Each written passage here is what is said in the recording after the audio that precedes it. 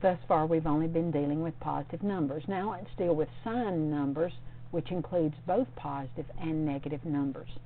A sign number means that the number has a sign. For example, if a number is negative, it must have a minus or a negative sign in front of it.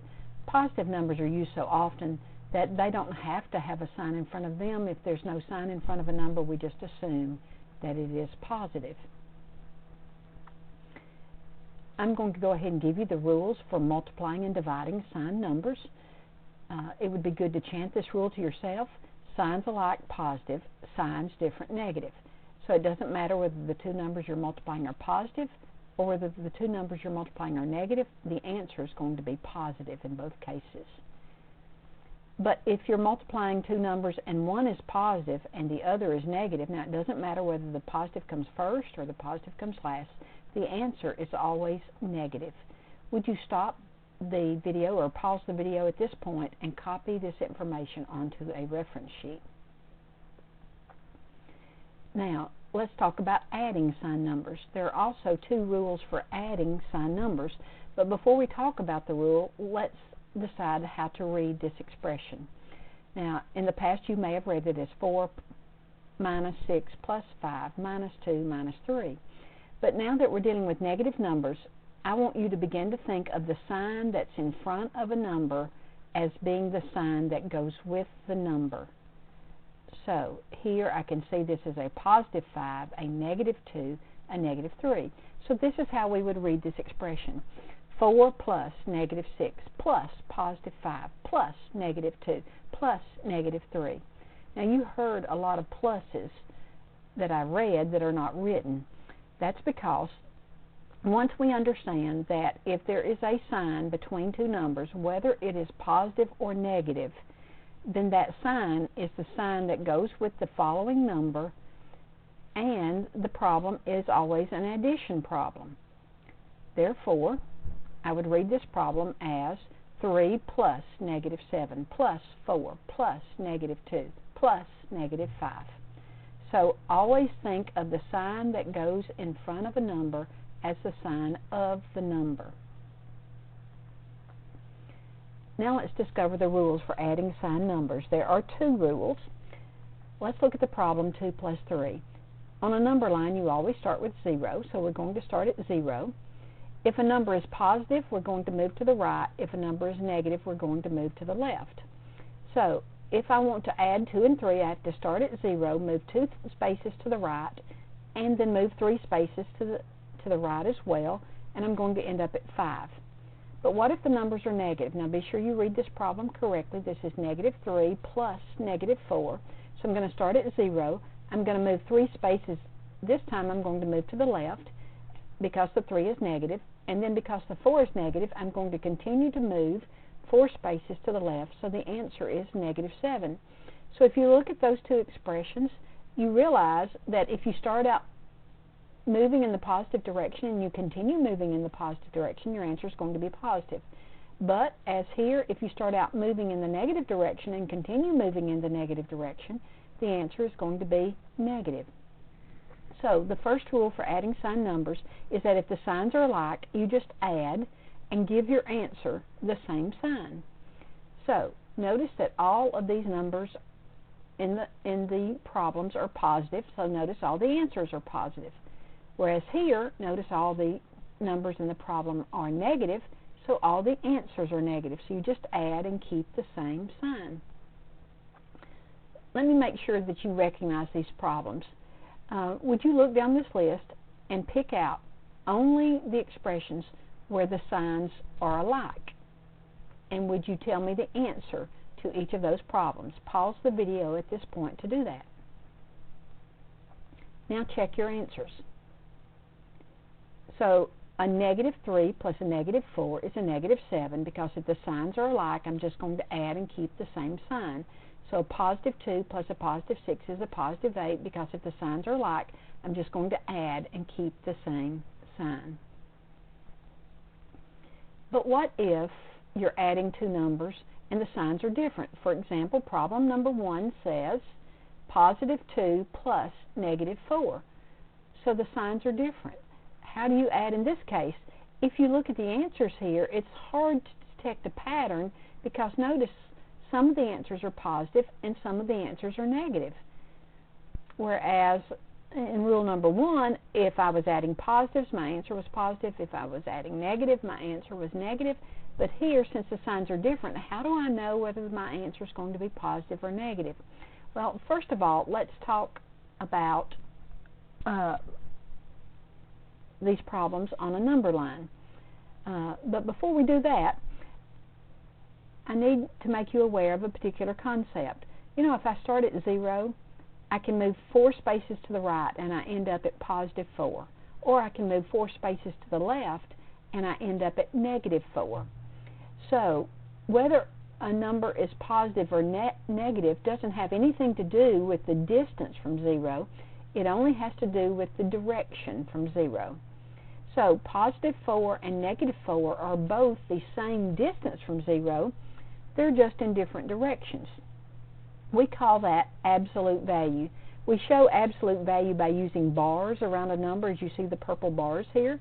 So I read this expression as the absolute value of 4 is 4. But I'm thinking 4 is 4 spaces from 0. So those bars make you think spaces from 0. So I can also say the absolute value of negative 4 is 4, because negative 4 is 4 spaces from 0. Now, because of that, if I want to show problem number 1 here on a number line, I'm going to start at 0. I'm going to move 2 spaces to the right since this 2 is positive. Now I have to add a negative 4, so I'm going to pick up at 2, and I'm going to move 4 spaces, but I'm going to move to the left since the 4 is negative. And I'm going to end at negative 2. Now look at problem number 4. Here, if I start at 0 and I move 1 space to the left because the 1 is negative, and then since I'm adding a positive 6, I start at negative 1 and I move 6 spaces to the right, I'm going to end at a positive 5. So you might notice a pattern here.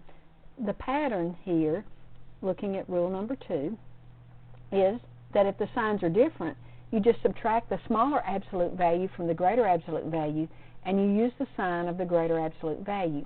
Now, that may sound complex because I used a lot of words, but it's simply this. If the signs are different, this is a negative 2 and a positive 5, you just subtract the smaller absolute value, which is 2, from the larger absolute value, which is 5. 2 from 5 is 3. It doesn't matter whether the 2 comes first or whether the 2 comes second. You always subtract the smaller from the larger, so either way, 2 from 5 is going to give 3. And then you just give your answer the sign of the number that's further from 0, because that number is going to push the answer to its side of the number line, whether positive or negative. So here the 5 is going to push the answer to the positive side, whereas here the 5 being negative is going to push the answer to the negative side.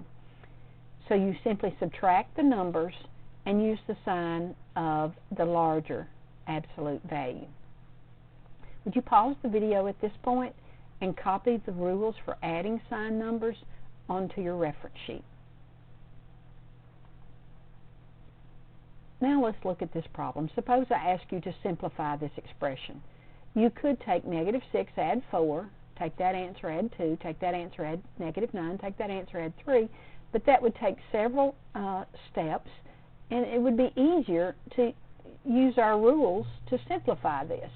Okay, so what I'm going to do is I'm going to look at the expression and pick out the numbers that have the same sign. So if the signs are alike, I'm going to add and keep the same sign. Now let's pick out the positives. If the signs are alike, I'm going to add and keep the same sign.